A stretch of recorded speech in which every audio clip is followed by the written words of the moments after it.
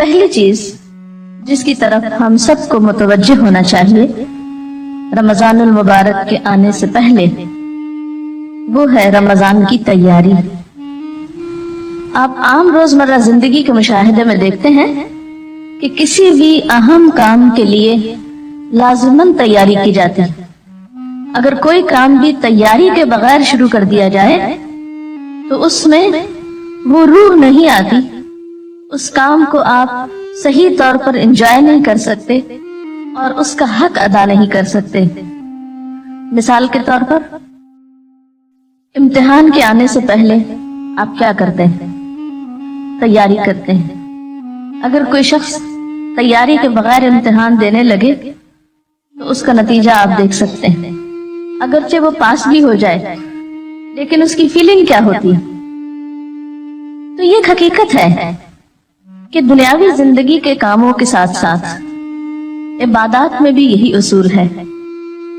नमाज जैसे अहम फरीजे के लिए आज़ान और वुजू तैयारी की हैसियत रखता है, वरना तो घड़ियों को देख के, सूरज के ढलने, गुरूब होने, चढ़ने को देख के नमाज पढ़ी जाती। और जिन मुल्कों में आज़ान की आवाज नहीं आती या जिन घरों में आज़ान की आवाज नहीं आती, वहां पर नमाज तरह रूह परवर नहीं होती जिस तरह उस जगह पर जहां आपको आज़ान की आवाज आती है और उसके बाद आप चाहे दुनिया का कोई काम कर रहे हो, आपके दिमाग पर, आपकी सोच पर क्या चीज हावी हो जाती है?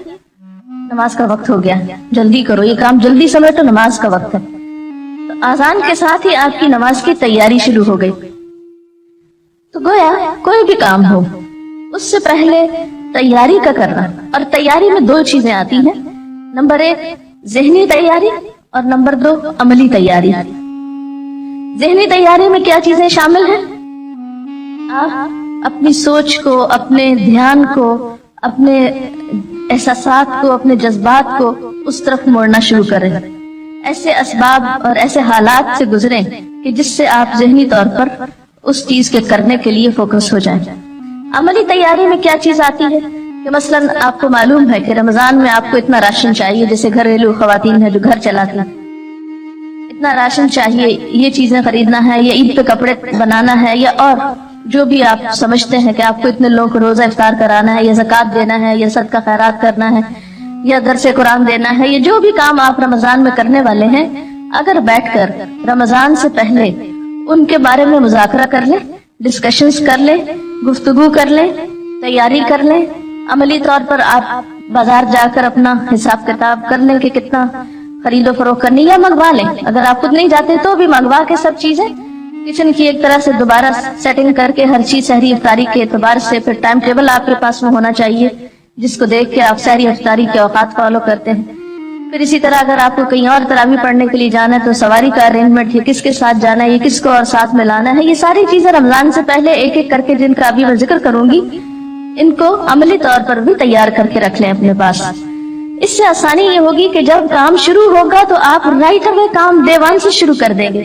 और अगर आप तैयार नहीं होंगे तो पहला अशरा तो आपका सिर्फ सोच बनाने में गुजर जाएगा कि अच्छा रमजान आया। जो जो काम आपको करने हैं, ये चीजें आपने रोज करनी है।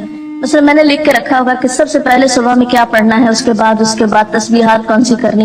हालांकि मुझे पता है ये करनी है, लेकिन फिर भी मैं कामों के प्रेशर में बाजू को भूलने लगती हूँ, तो मैं वो कार्ड मुझे याद दिलाता है कि आज मैंने ये काम नहीं किया। कि मसलन अगर आपने अपने ऊपर कुछ नफल बांधे हुए हैं या कुछ जिक्र खास करना है, आपको खास से मुराद मसनून ही है, वजीफा मुराद नहीं है कि 1000 दफा कुछ, लाख दफा कुछ पढ़ना है, तो उन सब के इन्हीं तरतीबवार अपने चीजें लिख कर रख लें। फिर यह है कि जाए नमाजें वगैरह धो के साफ सुथरी कर लें, क्योंकि अफसोस के साथ कहना पड़ता है कि बाज घरानों में इसका एहतमाम नहीं होता और बहुत फ्रीक्वेंटली चीज देखने में आती है कि लोग सारा घर साफ रखते हैं और एक जाए नमाज गंदी रह जाती है। शायद वो माइंड करते हैं उसको धोना या गुनाह समझते हैं। तो इबादत में लुत्फ के लिए क्या है, थोड़ा सा घर की सफाई को भी देख लें, किचन की सफाई, घर की सफाई, अपने बेड की, कमरे की, जहां आपको इबादत करनी है, जहां पढ़ना है, किताबों की शेल्फ की, अलमारी की, यानी हर एक चीज जो है बिल्कुल तरतीब से कर लें। और इतनी तरतीब से कर लें, बल्कि मैं तो बाज़ ये किया करती थी कि जो बेड बिस्तर वगैरह साल भर उठते रखे जाते हैं, वो मैं रमजान से पहले चादरें, हर चीज इस तरह ऐसी जगह पे रख लेती थी कि بس صرف 1 منٹ اس میں لگے اور ہر چیز جلدی جلدی تبدیل ہو جائے. اور لانڈری بھی رمضان کے لیے بچا کے نہیں رکھیں, سب کچھ واش کر لیں, کلین کر لیں. اور اس طرح آپ جب رمضان, جس سے لوگ عید کی تیاری کرتے ہیں, تو عید سے بڑھ کر آپ رمضان کے لیے عملی طور پر تیار ہو جائیں, اور ساتھ ساتھ کارڈ پر ذہنی طور پر عبادات کی تفصیل لکھ کر وہ تیاری کر لیں. اور پھر خاص طور پر یہ بات کہ کوئی بھی نیکی جو نفل کا درجہ رکھتی ہے عام دنوں میں, وہ رمضان میں فرض کا اجر و ثواب پاتی. جو عام دنوں میں نفل کا مقام رکھتی ہے وہ رمضان میں فرض کا مقام رکھتی. پھر اسی طرح فرض جو ہے وہ 70 فرض کے برابر ہو جاتا ہے. پھر اس میں ہمدردی اور غمخواری کا مہینہ ہے, تو ایک دوسرے کے ساتھ آپ ہمدردی اور غمخواری کس طرح کریں. پھر اسی طرح شہر المواسات کے علاوہ خاص طور پر افطار کا جو اجر بتایا گیا ہے, تو اس میں بھی آپ دیکھیے کہ گھر والوں کو بھی آپ افطار کرا سکتے ہیں. افطار پارٹی سے مراد نہیں ہے, اس سے افطار کرانا مراد ہے.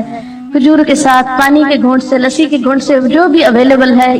پھر خاص طور پر سروٹس کے بارے میں حضور صلی اللہ علیہ وسلم نے توجہ دلائی کہ ان کے اوپر ایسا بوجھ نہ ڈالا جائے کہ جو اٹھا نہ سکیں. عام طور پر لوگ آخری وقت میں گرم پراٹھا کھاتے رہتے ہیں اور دوسروں کی صحیح کا خیال نہیں رکھتے کہ ان لوگوں کو خود بھی کھانی, یا وہ لوگ بہت ترلی بیچارے کھا کے پھر سارے گھر کو سرو کرتے ہیں. ہم خود سوتے ہیں اور ان کو کام میں لگائے رکھتے ہیں. تو ان چیزوں کا بھی تھوڑا دھیان رکھنا ہے. پھر اسی طرح افطار کے وقت میں بھی ان کی مدد کرنا, ٹیبل لگانے میں, اٹھانے میں, برتن دھلوانے میں, تاکہ وہ بھی نماز پڑھ سکے. دیکھیے وہ نماز کیسی ہے جو آپ خود پڑھ رہے ہیں اور آپ کے گھر کے مسلمان سرونٹس نماز نہیں پڑھ رہے ہیں. وہ روزے کیسے ہیں کہ آپ خود روزے رکھ رہے ہیں اور آپ کے گھر کے سرونٹس جو ہیں ان کو روزے کی پرواہ نہیں, پتہ ہی نہیں. اور اگر کئی دفعہ میں نے ایسے لوگوں سے بات چیت کی ہے کہ آپ نے روزہ رکھا, تو کبھی بھی ہم کہاں سے روزہ رکھ سکتے ہیں, ہمارے تو کام ہی بہت ہیں. اتنا اس وقت افسوس ہوتا ہے کہ کیا یہ نہیں ہو سکتا کہ رمضان میں کچھ کام کم کر لیں. کئی لوگ تو نئے کام شروع کر لیتے ہیں, گھروں کی صفائی شروع کر دیتے ہیں, پینٹ کرانے لگتے ہیں, فرنیچر بدلوانے لگتے ہیں. وہ کہتے ہیں اور تو کوئی کام نہیں ہے اب, کیونکہ دن کی پارٹیاں کافی پارٹیز ختم ہو جاتی ہیں. تو وہ اس مہینے کو کس طرح لیتے ہیں, گھروں کی رینوویشن کے لیے, اور اس میں بے وجہ میں ہم سروٹس وغیرہ کا کام بڑھا دیتے ہیں. تو اس چیز سے پرہیز کرنے کی ضرورت ہے کہ اس مہینے کو عبادت کا مہینہ سمجھ کے منایا جائے, نہ کہ دنیا داری کرتے ہوئے. پھر اس میں آپ دیکھیے کہ جیسے آپ نے ذاتی کام جو کرنے ہیں اس میں روزہ رکھنا ہے, اور روزے میں صرف روزہ رکھنا نہیں ہے بلکہ کیونکہ حدیث میں آتا ہے نا, جس نے روزہ رکھ کے جھوٹ بولنا نہ چھوڑا اور جھوٹ پہ عمل کرنا اور لڑائی جھگڑا اور فحش گفتگو اور ان چیزوں کو نہیں, تو پھر اس کا روزہ نہیں, کیونکہ روزہ صرف بھوکے پیاسے رہنے کا نام نہیں.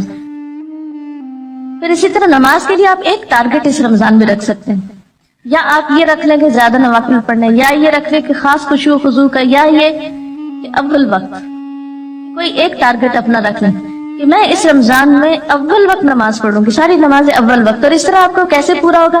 الحمدللہ عام دنوں میں فجر آپ کے لیے اول وقت پڑھنا مشکل ہوتی ہے, اٹھتے اٹھتے کچھ دیر ہو جاتی ہے, لیکن رمضان میں تو آپ اٹھے ہوئے ہی ہوں گے. یہ نہیں کہ آپ سحری کے بعد جو لوگ خود کام کرتے ہیں گھر کا, تو وہ کیا کرنا شروع کر دیں, برتن دھونا شروع کر دیں, کچن صاف کرنا شروع کر دیں, اس کو فرش دھونا شروع کر دیں, اور سارے کام کرتے کرتے سویر کر دیں, اور جب تھوڑی دیر رہ جائے سورج نکلنے کو تو جلدی جلدی نماز پڑھ لیں. یہ نہیں کرنا, طویل نماز پڑھیں, کیونکہ فجر کی نماز جو ہے آپ صلی اللہ علیہ وسلم کی سب نمازوں سے زیادہ طویل ہوتی تھی.